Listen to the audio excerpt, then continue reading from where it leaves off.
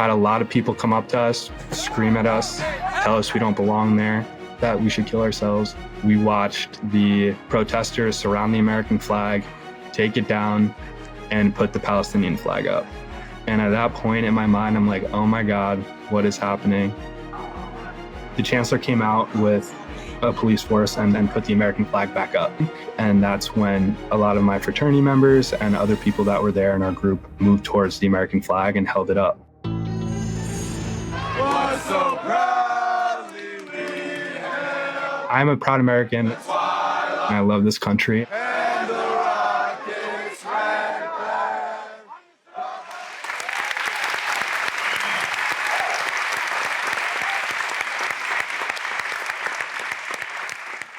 Well, you say you're a proud American, and America is proud of you, including me. Let me tell you something. Brendan says after October 7th attack, students began chanting, "Hamas is us. We are Hamas." So it's like, we are terrorists, terrorists are us. How did that fit in your ear? It didn't. Yeah, I mean, it was very hard to hear that on my campus, on a place where I'm supposed to feel safe, supposed to feel that I should be proud of my Jewish identity. And when you hear that, it's like, that's the exact antithesis of everything I believe in. And it was hard that students were there supporting that. I mean, after that, I wear this bracelet. It used to say, "I stand with Israel." It obviously washed off, but after that, I realized how important it was to, stick to my beliefs and my identity and be proud of being a supporter of Israel. Yeah, I'm shocked at things we're hearing on college campuses, and it's okay for me to sit here and be shocked. You were in the middle of it, and this all happened after 5 days of encampment on the university, right? I mean, it was right in the middle. Yeah. Brendan says that protesters took down the U.S. flag, and they did this repeatedly, right? They tried to do it a second time. They did it the first time successfully, and that's when the chancellor went out and put it back up. So the chancellor put it back up, and then what happened?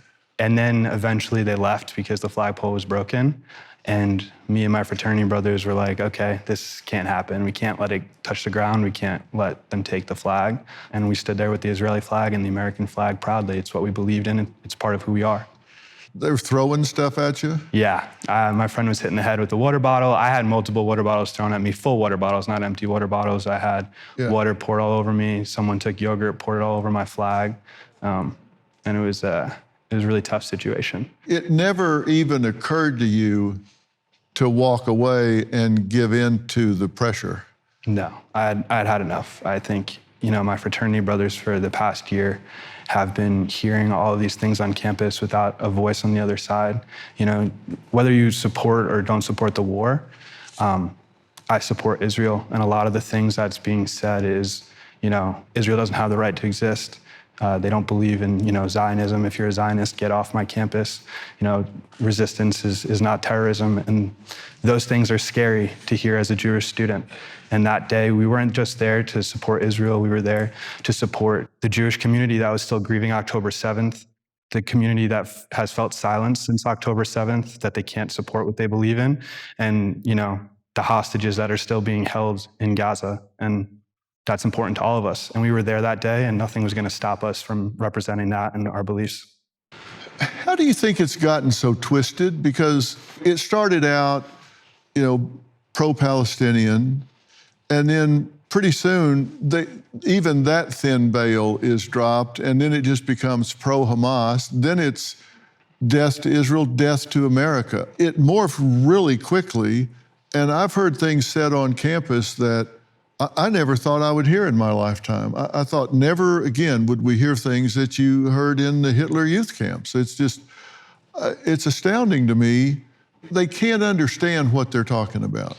These are people that I actually agreed on a lot of things with, the social justice movement and everything that went on. And those same people are saying these things that scare me, scare a lot of Jewish people, and make us feel that, we can't speak up. And, it's very hard to hear and hard to comprehend because they believe that they're supporting something good, and that's what's scary about it. And to me, like, Hamas, no matter which way it's twisted, is not good and is, a threat to everyone. I've talked to families who were members that were held hostage for like 50 plus days. Then they were released, but their family members are still there and know the atrocities that are going on. I've talked about it. Conversations I've had about it have been picked up tens of millions of times across all media. They can't not know from me, from others discussing this. They have to know what they're supporting. And you felt like this isn't a political thing. This is just, we're on an American campus under an American flag. We should be unified as Americans. Yeah, we should be, no matter what we believe in. You know, I'm a Jewish American. You know, Jewish is a huge part of my identity, but so is America. And no matter what I say, we're gonna be under that flag, and it should be together. And unfortunately, that day, we, as a student body and as a people, we weren't united under that flag. And I think, and I hope that people look at this situation and realize, you know, no matter what our beliefs are, no matter what our identities are, we live in this country and we have to find a way to move forward. We have to find a way to have open dialogue and find a solution together, not apart. I interviewed the prime minister in Israel, and he said, you hear them say from the river to the sea, and pointed out, here's the river, there's the sea, everything in between is what they want to wipe off the face of the earth. That's Israel. Yeah. Do you think they understand what they're saying? I don't know. I think some of them do. I think a lot of them, again, think that they're supporting a good cause. And, you know, a lot of the people that support this cause have supported other good movements. And so they trust them, even though that they might not be as educated or know as much about this movement as they did as others. And it's scary, you know.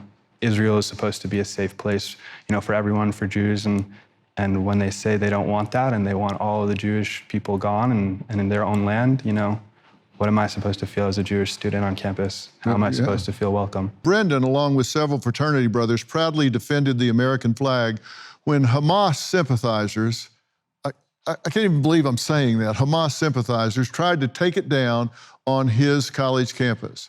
A GoFundMe was started to reward them and raised more than $500,000.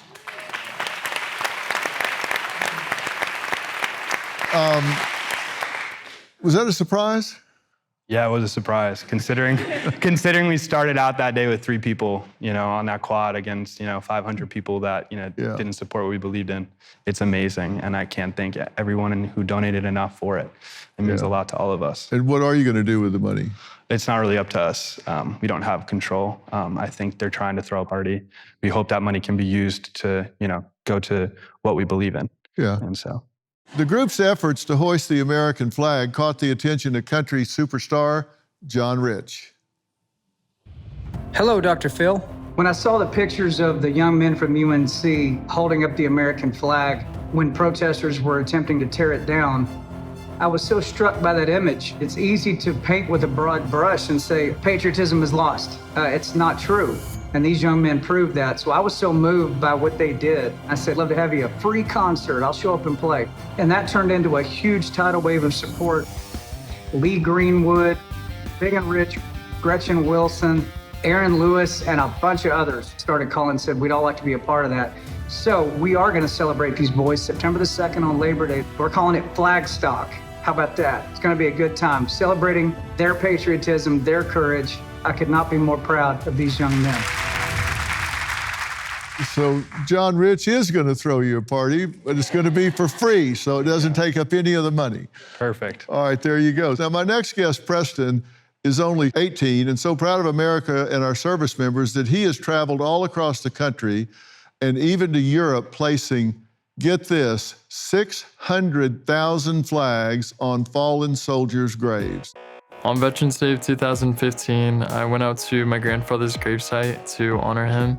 Once I placed the flag, I started walking throughout the cemetery, realizing that none of the other veterans were being honored. I kept on complaining, and my mom told me, Preston, if you're complaining about something, you have to do something about it.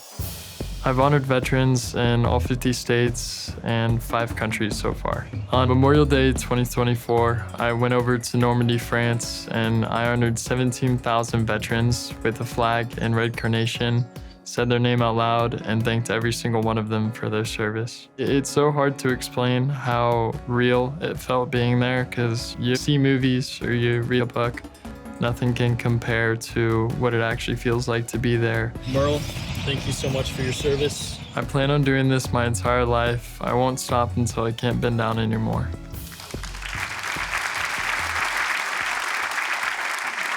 You went to the cemetery and you saw something you just didn't like. It was on Veterans Day. It was like right after school. My mom took me to go there. And when I started walking around the cemetery, I realized that none of the other veterans were honored like I was able to do for my grandfather. And something inside of me, I don't know, 10-year-old Preston, I don't know what happened, but it made me really frustrated, really mad that our veterans are there laid to rest. They risked their lives and gave their lives for us, and they weren't being honored. So I went home. I was running around the house trying to ask what chores I could do to make money to go out to the store and buy more flags to honor veterans, and it just kept on going from there. That is so great. Now, you also do something that I think is really special and really important, and it has to do with their names. What do you do about that? Yeah, whenever I place a flag and a red carnation on a veteran's gravesite, I make sure to say the veteran's name out loud and then thank you for your service.